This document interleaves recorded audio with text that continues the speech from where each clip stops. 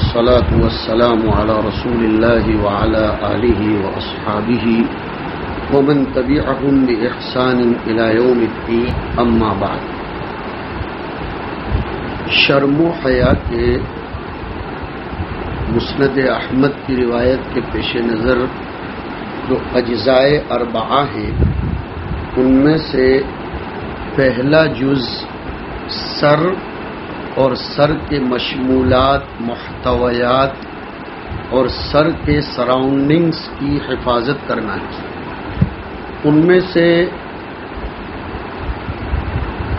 ہم نے گزشتہ کل یہ ذکر کیا تھا کہ زبان کی آفات کیا ہے اور زبان کو کیسے بچایا جائے وغیرہ وغیرہ. اب آج چلتے ہیں سر کے قریب ایک اہم عضو ہے جس کی حفاظت کرنا بھی اللہ تعالیٰ سے شرم و حیا کرنے کا متقاضی ہے، وہ ہے آنکھ کی حفاظت. شرعی طور پر سر کی حفاظت کا تیسرا اہم عنصر اپنی آنکھوں کو گناہوں سے محفوظ رکھنا ہے. آنکھوں کی تھوڑی سی بے احتیاطی انسان کو بڑے بڑے سنگین گناہوں میں مبتلا کرتی ہے. آج دنیا میں جو فحاشی اور بے حیائی کا دور دورہ ہے اس کی بہت بڑی وجہ یہی بد نظری اور نظر کی بے احتیاطی ہے. شیطان انسان کے ہاتھ میں بد نظری کا ہتھیار دے کر پوری طرح مطمئن ہو چکا ہے. اب اسے کسی بھی شیطانی منصوبے کو عمل میں لانے میں زیادہ محنت نہیں کرنی پڑتی.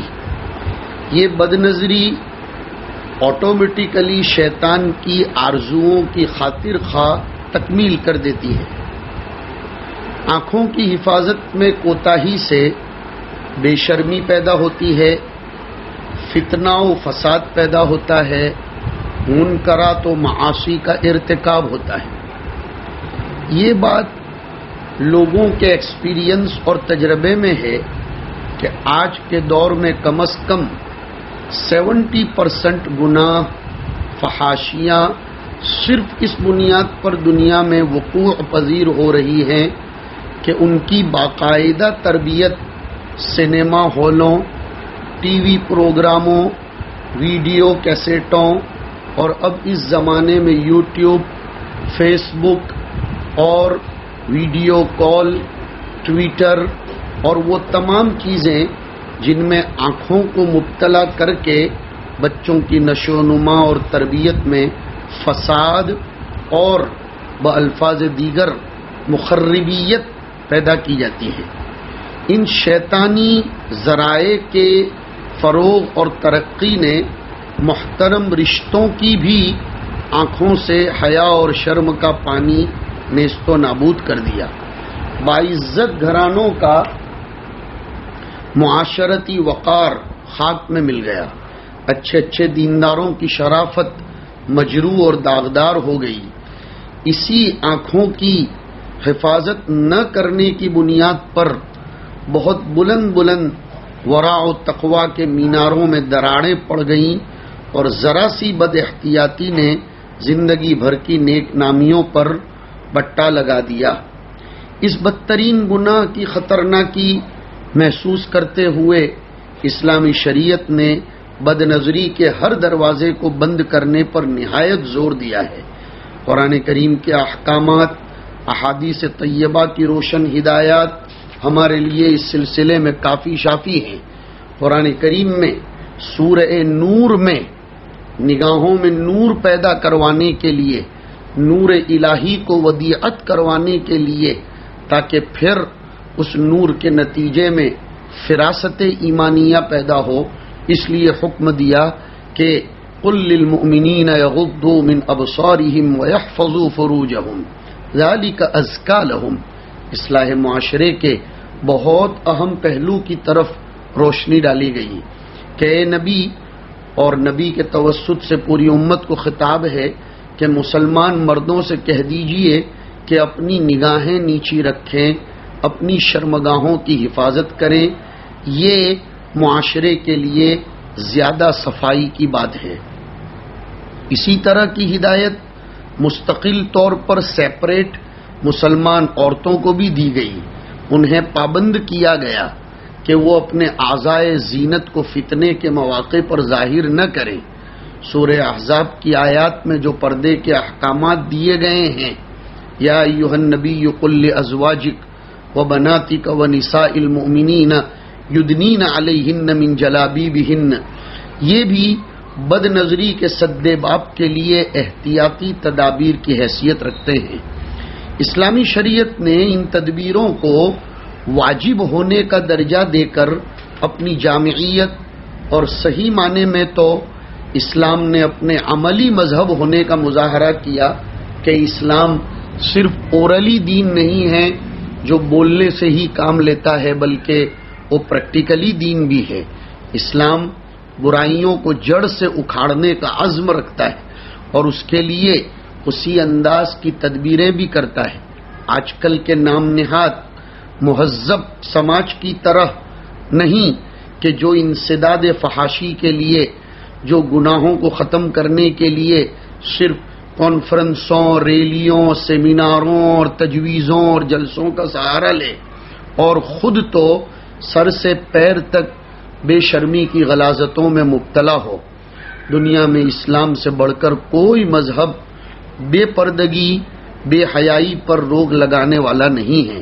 قرآن و سنت میں بے شرمی کی بنیاد جہاں سے یہ بیماری جڑ پکڑتی ہے، یعنی آنکھ کی بے احتیاطی کو سختی سے قابو میں کرنے کی تاکیدیں آئی ہیں۔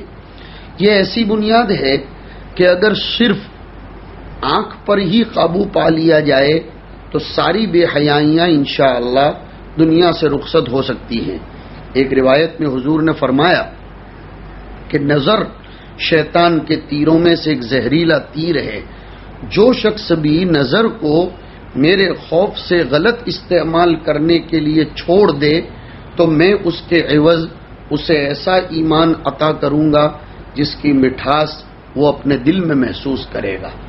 یعنی غلط جگہ پر نگاہ اٹھانے کو صرف اللہ کے رسول صلی اللہ علیہ وسلم فرماتے ہیں کہ اللہ کے خوف سے اگر کوئی شخص چھوڑ دے تو اس کو ایمان کی حلاوت نصیب ہوگی۔ ایک حدیث میں فرمایا کہ اپنی نظریں نیچی رکھو، شرمگاہوں کی حفاظت کرو، ورنہ اللہ تعالیٰ تمہارے چہروں کو بے نور بنا دے گا۔ ایک موقع پر حضور سے سوال کیا گیا کہ اگر اچانک کسی انجانی عورت پر نظر پڑ جائے تو کیا کرے؟ حضور نے جواب دیا، فوراً وہاں سے نظریں ہٹا لو۔ حضرت علی کو حضور نے یہ نصیحت فرمائی تھی کہ علی، ایک مرتبہ بغیر ارادے کے دیکھنے کے بعد دوسری مرتبہ اگر تم نے کسی پرائی عورت کو دیکھا تو یہ بہت بڑا گناہ ہے، اس کو دیکھنے کا ارادہ بھی مت کرنا، اس لیے کہ پہلی نظر جو بلا ارادے کے پڑی ہے وہ تو معاف ہے، لیکن دوسری مرتبہ دیکھنے کی کوئی گنجائش نہیں ہے۔ پہلی نظر بھی اگر بلا ارادہ پڑی ہے تو کچھ لوگ سمجھتے ہیں ایک نظر معاف، لیکن وہ ایک نظر بالارادہ نہیں، بلا ارادہ۔ حضرت حسن بصری حضور سے روایت فرماتے ہیں کہ حضور نے ارشاد فرمایا، مرسل روایت ہے یہ، کہ اللہ کی لعنت ہے اس شخص پر جو قصدن بغیر کسی وجہ کے کسی کے ستر کو یا اجنبی عورت کو دیکھنے والا ہو، اور وہ بھی ملعون ہے جو بلا عذر اور اضطرار دیکھا جائے۔ ان روایتوں سے بآسانی اندازہ لگا سکتے ہیں کہ شریعت کی نظر میں نگاہ اور نظر کی حفاظت پر کتنی زیادہ تاکید آئی ہے۔ اسی بنا پر اسلامی لاء اور اسلامی فقہ میں پوری تفصیل اور وضاحت کے ساتھ پردہ اور حجاب کے احکام بیان کیے گئے ہیں تاکہ ان کو پیش نظر رکھ کر انسان ہر اعتبار سے اپنی نظر کو جہنم کا سامان بنانے سے بچا سکے۔ حضرت حکیم الامت رحمۃ اللہ علیہ نے اصلاح الرسوم میں پردے کے احکامات کا خلاصہ بیان فرمایا۔ میں اس کی اور زیادہ تلخیص آپ کے سامنے ذکر کرتا ہوں۔ بہت غور سے یہ پردے کے احکامات کو معاشرے کی اصلاح کے لیے سنے جائیں۔ نمبر 1، مرد کے لیے ناف سے گھٹنے کے نیچے تک مردوں اور عورتوں دونوں سے بدن چھپانا فرض ہے، سوائے اپنی بیوی کے کہ اس سے کوئی عضو چھپانا ضروری نہیں، اگرچہ بلا ضرورت اسے بھی بدن دکھانا خلاف اولا ہے۔ حضرت عائشہ فرماتی ہیں کہ ہم نے حضور کے ساتھ اپنی زندگی گزاری، خلوتیں بھی گزاری، لیکن ما رأیت منہ ولا رأى منی، نہ میں نے حضور کے سطر کو کبھی دیکھا نہ حضور نے کبھی میرے سطر کو دیکھا۔ نمبر 2، عورت کو دوسری مسلمان عورتوں کے سامنے بھی ناف سے گھٹنے تک بدن کھولنا جائز نہیں ہے۔ اس سے معلوم ہوا کہ بعض عورتیں خاص طور پر دیہاتی زندگیوں میں دوسری عورتوں کے سامنے ننگی بیٹھ جاتی ہیں، یہ بھی بالکل گناہ ہے۔ نمبر 3، عورت کو اپنے شریعت کی طرف سے مقرر کردہ محرم کے سامنے ناف سے گھٹنے تک اور کمر اور پیٹھ کھولنا حرام ہے، البتہ سر، چہرہ، بازو اور پنڈلی کھولنا گناہ نہیں ہے، اگرچہ بعض اعضاء کا بلا ضرورت کھولنا مناسب بھی نہیں۔ شرعی محرم کیا ہے؟ جس سے عمر بھر کسی طرح نکاح صحیح ہونے کی گنجائش نہ ہو، جیسے باپ، بیٹا، حقیقی بھائی، چچا زاد بھائی، ماموں زاد بھائی، خالہ زاد بھائی، یہ محرموں میں بالکل نہیں آتے، چاہے ساتھ میں جوائنٹ فیملی میں بڑے ہوئے ہوں، لیکن یہ محرم میں نہیں آتے۔ اسی طرح اللاتی یعنی باپ شریک بھائی، ماں شریک بھائی اور ان کی اولادیں یہ شرعی محرم میں آتی ہیں۔ اسی طرح انہی تینوں طرح کی بہنوں کی اولاد اور انہی جیسے رشتہ دار جن سے ہمیشہ کے لیے نکاح حرام ہے، اور جن لوگوں سے عمر میں کبھی بھی نکاح صحیح ہونے کی گنجائش ہو، وہ شرعاً محرم نہیں بلکہ نامحرم ہے۔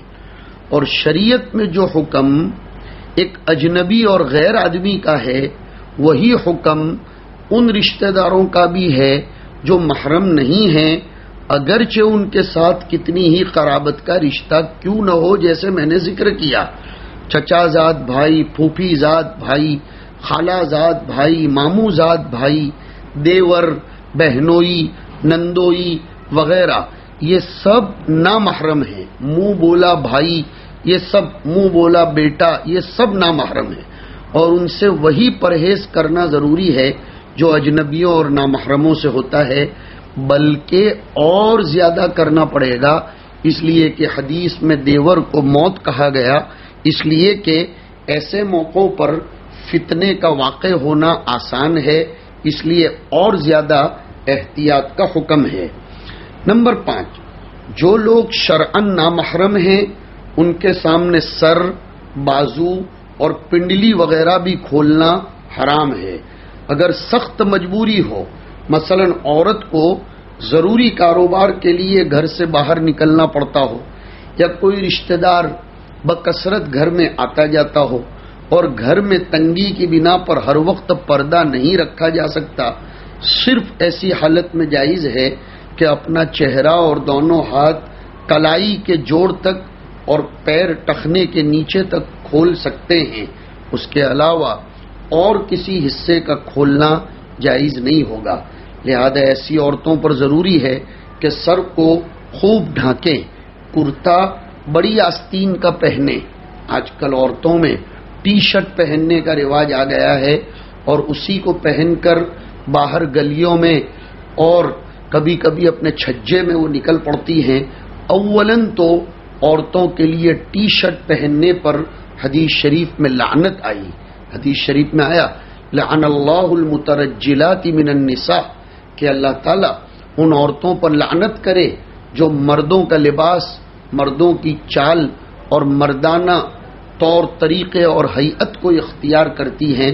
لہذا عورتوں کو چاہیے کہ وہ ٹی شرٹ، جینس پینٹ وغیرہ بالکل نہ پہنے، اور کرتے ہمیشہ بڑی آستین کے پہنے، پاجامہ غرارہ دار اور شرارہ دار نہ پہنے، اور کلائی اور ٹخنے نہ کھلنے دیں۔ نمبر 6، جس عضو کو ظاہر کرنا جائز نہیں، جیسے ابھی ہم نے ذکر کیا، اس کو مطلقاً دیکھنا حرام ہے، چاہے شہوت کی نظر نہ ہو پھر بھی دیکھنا حرام۔ جس عضو کو دیکھنا اور اس پر نظر کرنا جائز، اس میں یہ کنڈیشن رہے گی کہ شہوت کا اندیشہ نہ ہو۔ اگر ذرا سا شک بھی ہو تو اس وقت دیکھنا حرام ہے۔ اب یہاں سمجھو کہ وہ بوڑھی عورت جس کی طرف اصلاً اب کوئی رغبت کا احتمال نہ ہو، اس کا چہرہ تو دیکھنا جائز ہوگا، لیکن سر، بازو وغیرہ دیکھنا جائز نہیں ہوگا۔ ایسی عورتیں گھروں میں عام طور پر اس کی احتیاط نہیں کرتی اور اپنے نامحرم رشتہ داروں کے سامنے ننگے سر اور بے آستین کا کرتا پہنے بیٹھی رہتی ہیں، خود بھی گنہگار ہوتی ہیں اور مردوں کو بھی گنہگار کرتی ہیں، سوچنا چاہیے۔ نمبر 7، جس عضو کا دیکھنا حرام ہے، اگر علاج کی ضرورت سے اس کی طرف دیکھا جائے تو یہ جائز ہے، مگر شرط یہ ہے کہ نظر اتنی جگہ سے آگے بڑھنے نہ پائے۔ شریعت میں اصول ہے الضرورت تتقدر بقدر الضرورہ۔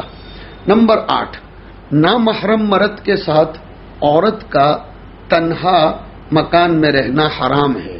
اسی طرح اگر تنہائی نہ ہو بلکہ دوسری عورت موجود ہو مگر وہ بھی نامحرم ہو، تب بھی مرد کا اس مکان میں ہونا جائز نہیں۔ البتہ اگر اس عورت کا محرم یا شوہر یا اس مرد کی کوئی محرم یا بیوی بھی اس مکان میں ہو تو مضائقہ نہیں ہے، مگر فتنے سے محفوظ ہونا یہاں بھی ملحوظ رکھا جائے گا۔ نمبر 9، نامحرم مرد و عورت میں باہم ہم کلامی بھی بغیر ضرورت کے بالکل پروہیبیٹڈ اور منع ہے۔ ضرورت کے وقت بھی فضول باتیں نہ کرے، نہ ہنسے، نہ مذاق کی کوئی بات کرے، حتیٰ کہ لہجے کو نرم بھی نہ کرے۔ قرآن کریم نے فرمایا فَلَا تَخْضَعْنَ بِالْقَوْلِ فَيَطْمَعَ الَّذِي فِي قَلْبِهِ مَرَضٌ وَقُلْنَ قَوْلًا مَّعْرُوفًا۔ عام طور پر گھروں میں ماں کے ہوتے ہوئے، باپ کے ہوتے ہوئے جوان بیٹیوں کے فون لینے کی جو عادت ہے اور فون اٹھا کر بات کرنے کی جو عادت ہے وہ غلط ہے، اس پر کنٹرول رکھنا چاہیے۔ نمبر 10، مرد کے گانے کی آواز عورت کو اور عورت کے گانے کی آواز مرد کو سننا ممنوع ہے۔ نمبر 11، حضرات فقہا نے نوجوان نامحرم عورت کو سلام کرنے یا اس کا سلام لینے سے بھی منع فرمایا۔ نمبر 12، نامحرم عورت کا جوٹا یعنی اس کا بچا ہوا کھانا یا اس کا بچا ہوا پانی، یہ مرد کے لیے اور نامحرم مرد کا جوٹا عورت کے لیے استعمال کرنا مکروہ ہے، جبکہ دل میں لذت پیدا ہونے کا احتمال ہو۔ نمبر 13، اگر نامحرم کا لباس وغیرہ دیکھ کر طبیعت میں میلان پیدا ہوتا ہو تو اس لباس کا دیکھنا بھی حرام ہے۔ نمبر 14، ایسی نابالغ لڑکی جس کی طرف رغبت ہوتی ہو، چاہے وہ نابالغ ہے پھر بھی اس کا حکم بالغہ عورتوں کے مانند ہے۔ نمبر 15، جس طرح بری نیت سے نامحرم کی طرف نظر کرنا، اس کی آواز سننا، اس سے بولنا اور اس کا جھوٹا، یہ سب حرام ہے، اسی طرح اس کا خیال دل میں جمانا اور پھر سوچنا اور سوچ کر لذت لینا یہ بھی حرام ہے، اور اس طرح انسان قلب کے زنا میں مبتلا ہوتا ہے، نعوذ باللہ۔ نمبر 16، نامحرم لوگوں کے تذکرے کرنا یا فوٹو دیکھنا، اس سے خط و کتابت کرنا، میسیجز کرنا، غرض جس ذریعے سے بھی خیالات فاسدہ پیدا ہوتے ہوں وہ سب حرام ہیں۔ نمبر 17، جس طرح مرد کو اجازت نہیں کہ نامحرم عورت کو بلا ضرورت دیکھے بھالے، اسی طرح عورت کو بھی جائز نہیں کہ بلا ضرورت نامحرم کو جھانکے۔ معلوم ہوا کہ عورتوں کی یہ عادت کہ تقریبوں میں، شادیوں میں اور کچھ محفلوں میں دولہے کو یا بارات کو جھانک جھانک کر دیکھتی ہیں، یہ بری بات ہے۔ بعض جگہوں پر تو دولہا دلہن کو آج کل جیسے فیشن چلی ہے، ولیمے میں یا نکاح کی تقریب کے بعد اسٹیج پر دونوں کو ساتھ میں بٹھایا جاتا ہے، کوئی اہتمام نہیں ہوتا، یہ حرام ہے۔ اس کو پھر میں ریپیٹ کرتا ہوں کہ جیسے آج کل یہ وبا اچھے گھروں میں برے گھروں میں ہر جگہ چل پڑی ہے کہ نکاح کی تقریبات کے بعد یا ولیموں میں شادیوں میں دولہا اور دلہن کو ساتھ میں اسٹیج پر بٹھایا جاتا ہے، یہ حرام چیز ہے۔ جب نکاح میں اس طرح کے حرام امور ہوں گے تو وہ نکاح نتیجہ خیز اور برکت ثمرہ آور نہیں ہوگا۔ نمبر 18، ایسا باریک کپڑا پہننا جس میں بدن جھلکتا ہو وہ ننگے ہونے کے برابر ہے، احادیث میں اس کی مذمت آئی ہے۔ نمبر 19، مرد کو غیر عورت سے بدن دبوانا جائز نہیں ہے۔ نمبر 20، بجنے والا ایسا زیور، چاہے وہ سیمپل یہ پازیب ہوں، چاہے وہ ایرنگ ہو، کان کی بالی ہو، اس کی آواز نامحرم تک جائے یا ایسی خوشبو جس کی مہک غیر محرم کے دماغ تک پہنچے، استعمال کرنا عورتوں کو جائز نہیں ہے، یہ بھی بے پردگی میں داخل ہے۔ اور جو زیور خود نہ بجتا ہو مگر دوسری چیز سے لگ کر آواز دیتا ہو، اس میں بھی یہ احتیاط واجب ہے کہ پاؤں زمین پر آہستہ رکھے تاکہ افشا نہ ہو۔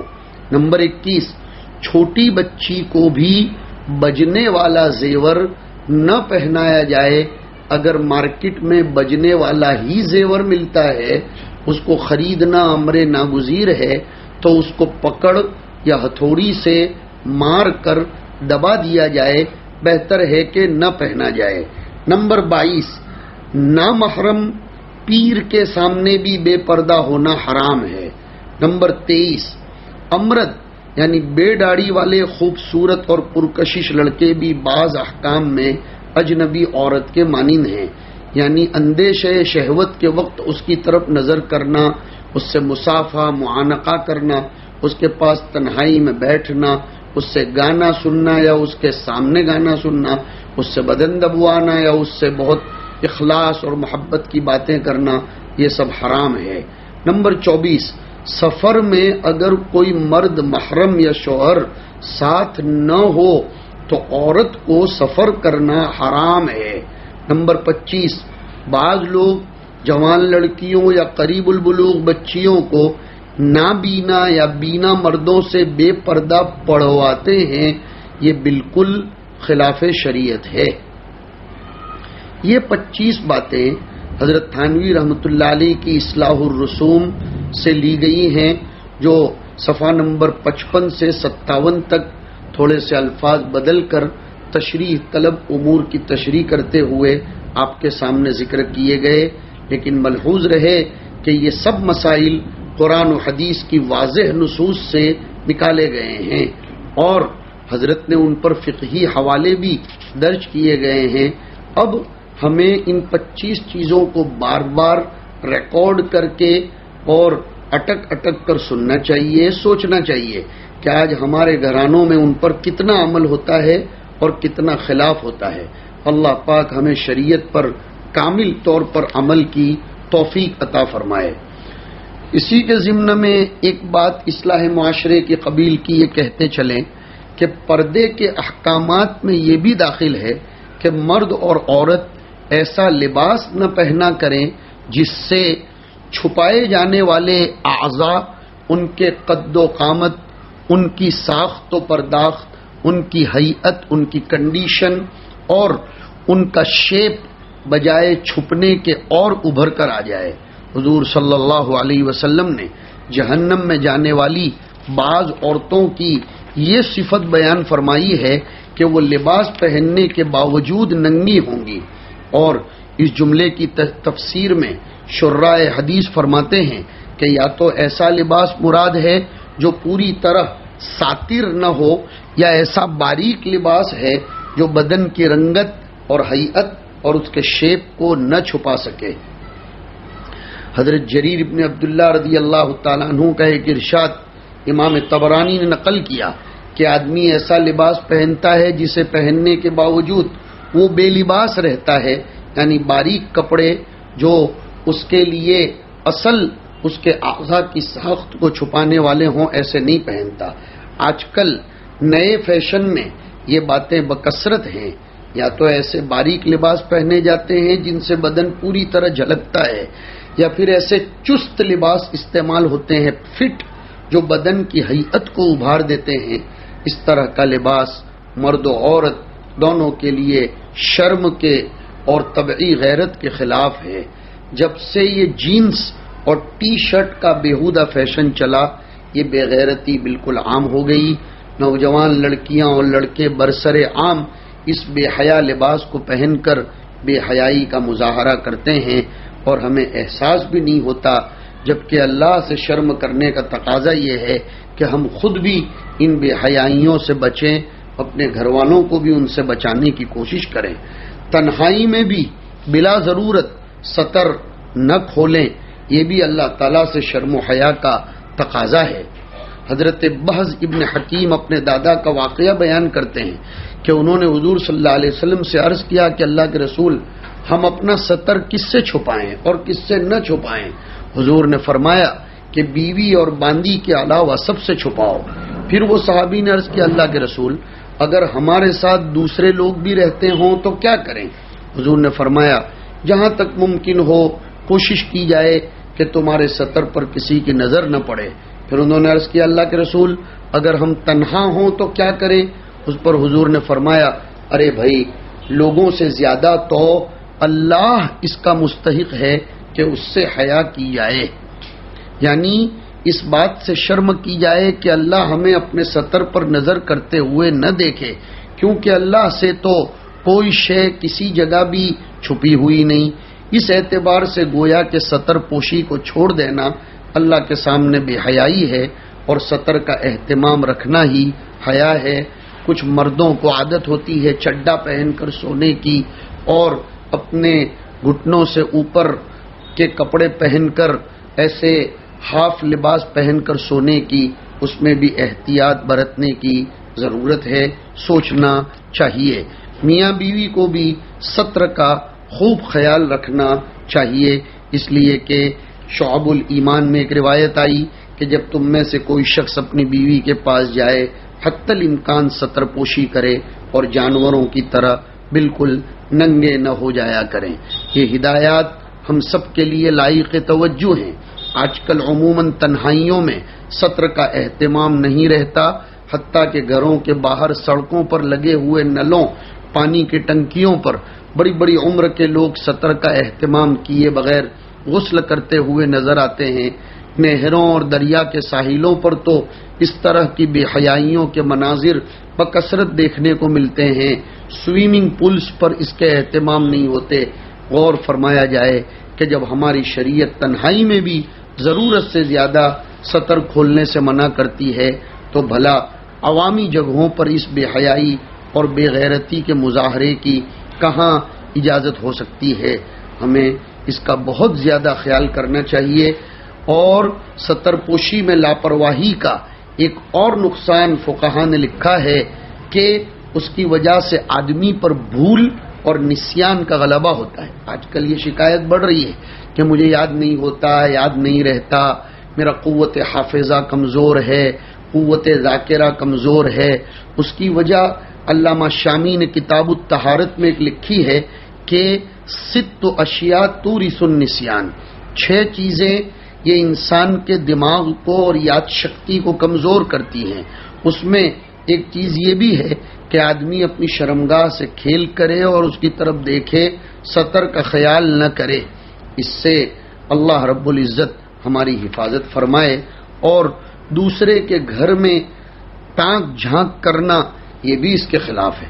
آنکھ کے ذریعے کیے جانے والے گناہوں میں سے ایک یہ بھی ہے کہ آدمی کسی دوسرے شخص کے گھر جائے اور اندر جانے کی اجازت لینے سے پہلے ہی دروازے یا کھڑکی کے سوراخوں سے اندر جھانکنے لگے، یا دروازہ اگر کھلا ہوا ہو تو سیدھا دروازے کے سامنے جا کر کھڑا ہو جائے۔ حدیث میں آیا انما جعل الاستئذان من اجل البصر، اجازت لینے کے احکام نگاہوں کی حفاظت کے لیے ہی تو مشروع کیے گئے ہیں۔ داخلے کی اجازت سے پہلے دیکھ لینے سے اجازت و استئذان کا مقصد ہی فوت ہو جاتا ہے۔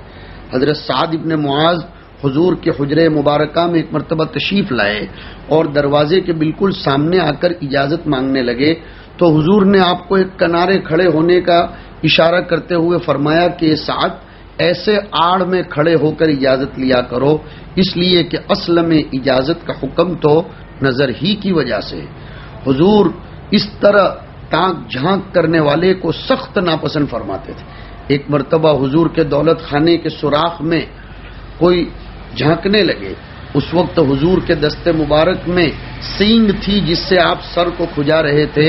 حضور نے فرمایا اگر مجھے معلوم ہوتا کہ تو دیکھ رہا ہے تو میں یہی باریک سینگ تیری آنکھ میں چبھو دیتا، کیونکہ اجازت لینے کا حکم تو اسی وجہ سے ہے کہ دوسرے کی نظر سے حفاظت رہے۔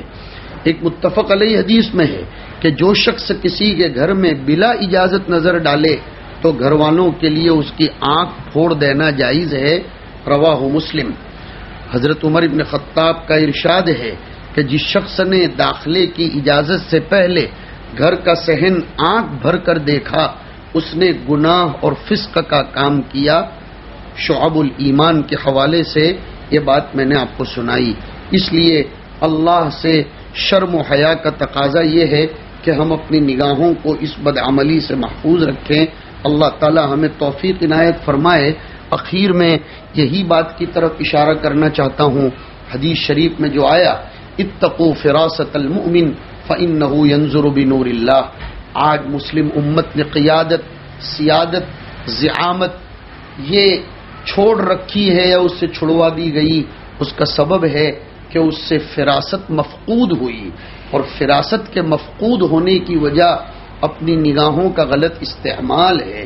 حضرت تھانوی نے بڑی پتے کی بات لکھی کہ پردے کے احکام کے بعد اللہ نے یہ آیت رکھی اللہ نور السماوات والارض۔ پتہ چلا جو اپنی نگاہوں کی حفاظت کرے گا اس کو نور الہی نصیب ہوگا، پھر وہ ہر چیز میں نور الہی کے تابع ہو کر سوچے گا اور دیکھے گا۔ اس لیے کہ ینظرو کے دونوں ترجمے کیے جا سکتے ہیں، جبکہ فراست المومن اس کا قرینہ ہے۔